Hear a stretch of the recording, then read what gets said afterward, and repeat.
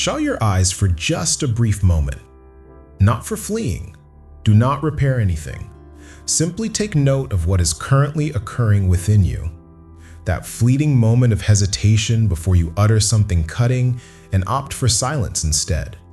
That abrupt understanding amidst turmoil, similar to a lamp illuminating a shadowy space.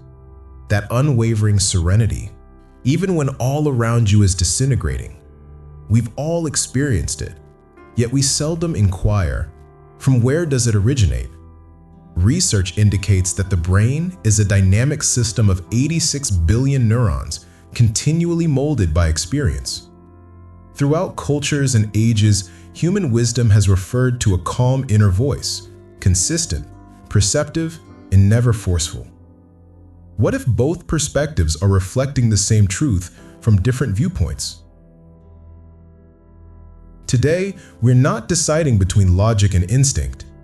We're investigating how your brain, your actual biology, could be structured not only to reason, only to listen, and even more crucially, how you can relearn to listen to it distinctly once more.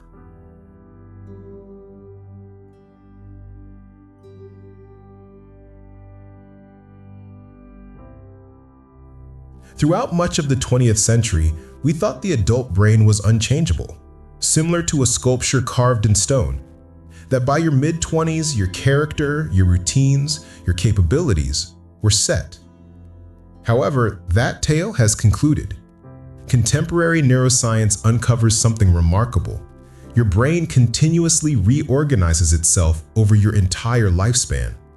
This is neuroplasticity, not just a trendy term, but a biological advantage.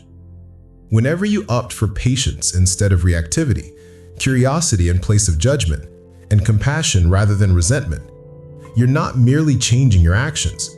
You are genuinely shaping new connections in your brain. Think about that. The decisions you make not only influence your life, but also affect your brain. Your brain, in response, influences your perception of the world and your willingness to accept insights beyond your own thoughts. This is not mysticism. It's biology intersecting with intention. It reflects a truth discovered in the wisdom traditions worldwide. An awakened mind paves the way for greater insight. A serene heart perceives more distinctly. A constant presence notices what others overlook. Your brain isn't a fixed device. It's a vibrant haven, continuously reshaped by your focus, the company you keep, and your beliefs about what can be achieved.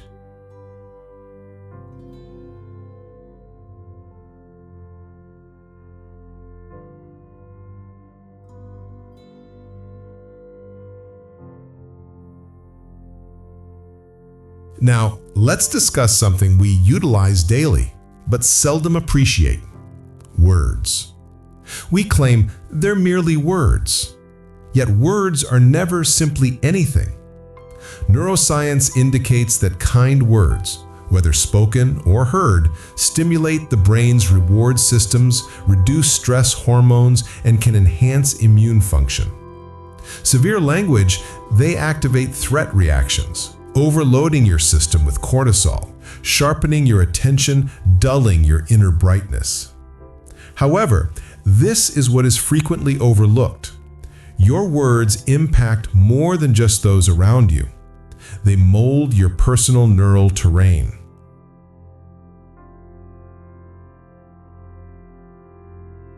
Whenever you express, "I can't," "I'm not sufficient," or "things never improve," you strengthen patterns of restriction. However, when you express truth, hope, or kindness, even internally to yourself, you're not just being positive. You're engaging in neural defiance against hopelessness. Here is the intersection of science and age-old wisdom. Words hold vibration. They not only depict reality, they also contribute to its formation. Your brain is finely attuned to that frequency. Therefore, question yourself. What type of inner universe are you creating with the words you speak, both verbally and silently?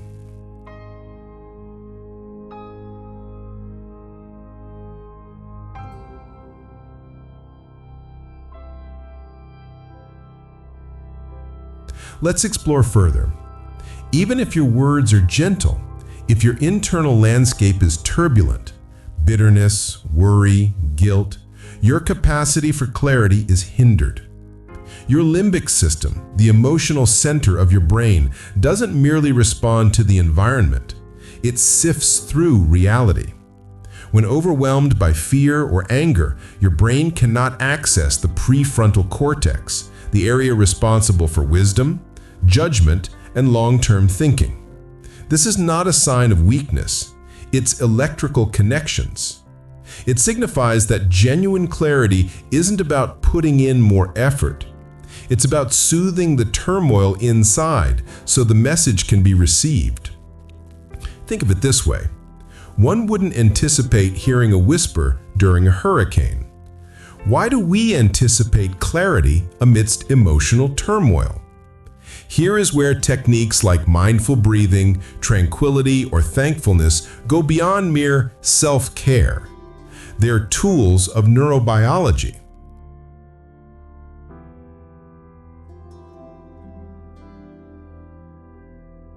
They reduce your heart rate, calm the amygdala, and allow room for something deeper to arise. Here's a shift in perspective that many overlook. Profound understanding doesn't always present itself as a voice. Frequently, it comes as calmness amid ambiguity, like an unexpected lifting of a weight you've shouldered for a long time, as the silent courage to distance yourself from what no longer benefits your humanity. Your feelings do not detract from your understanding. They are the specific medium through which it flows when cared for with attention.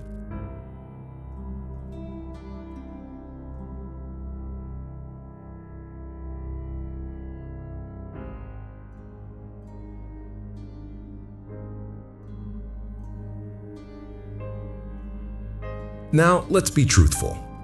If the brain is highly adaptable, why do we continue to feel trapped? Since progress isn't straight. Your brain doesn't develop in comfort. It develops through challenge. Neuroscientists refer to it as adaptive stress. Athletes refer to it as progressive overload. Wisdom traditions refer to it as the purifying flame. Times of isolation, defeat, anticipating, ambiguity. These do not indicate that you are deviating from your path. They are prerequisites for change.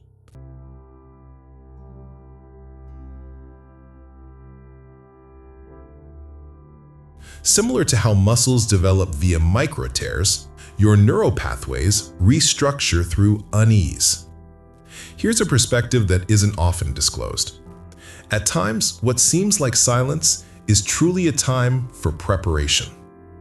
Your mind requires time to assimilate. Your self-identity requires room to grow. This is where the concept of redirection applies, not as destiny, but as natural insight. When one route shuts down, your mind instinctively looks for other options. It isn't defeat, it's redirecting. Frequently, that diversion brings you to a version of yourself and a purpose you might not have envisioned from the initial path. If you're experiencing a phase of change, don't presume you've strayed off course. You could be precisely in the spot your mind and your humanity require to develop.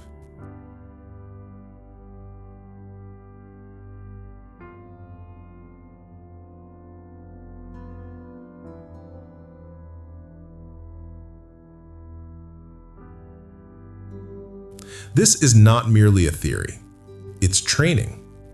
Here are 3 specific, research-based steps you can begin today. Please provide the text that you would like me to paraphrase. The 10-second break. Before responding, particularly in stressful situations, take a 10-second pause. Inhale. This disrupts the amygdala takeover and allows your prefrontal cortex to activate. Within that area, that's the point at which wisdom communicates. Sure, please provide the text you'd like me to paraphrase. Verbal examination. For a week, pay attention to your inner dialogue. Whenever you notice a limiting statement, "I always mess up," substitute it with a truthful, gentle one. "I'm learning, and that's sufficient." You aren't deceiving yourself.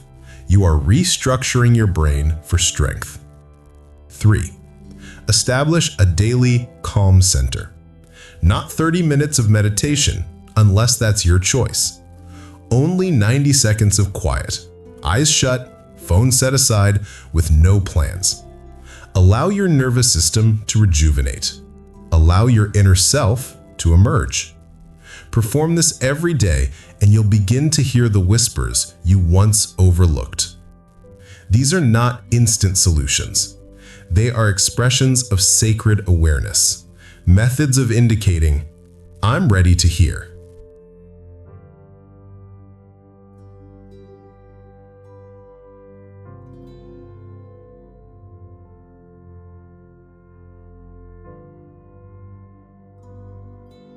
You don't need a louder voice from the outside. You already have everything you need within.